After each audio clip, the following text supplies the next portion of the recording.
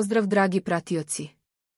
Danas vam donosimo ekskluzivnu priču o pobednici realitija Elita 7, Aniti Stanojlović, koja je nedavno prošla kroz estetsku operaciju nosa.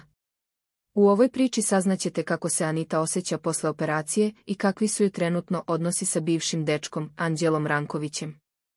Anita Stanojlović je već tokom učešća u realitiju Elita 7 pominjala želju da operiše nos. Nakon pobede, odlučila je da ispuni tu želju. Operacija je uspešno obavljena, a Anita je izjavila da se osjeća odlično i da nema velikih otoka. Tokom same operacije želela je da sačuva privatnost, ali je priznala da nije uspela u tome.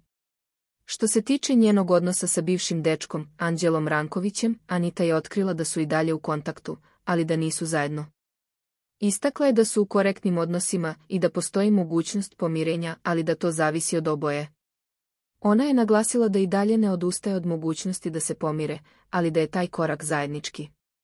Anita je poznata po svom otvorenom karakteru, što je i pokazala u realitiju, pa njena iskrenost o trenutnoj situaciji ne iznenađuje. Ovakvi odnosi posle javnih veza uvek izazivaju pažnju, a kako će se situacija razvijati između nje i Anđela, ostaje da vidimo. Šta vi mislite o Anitinoj odluci i njenom odnosu sa Anđelom? Pišite nam u komentarima, zapratite naš kanal i ne zaboravite da lajkujete ovaj video ako vam je bio zanimljiv.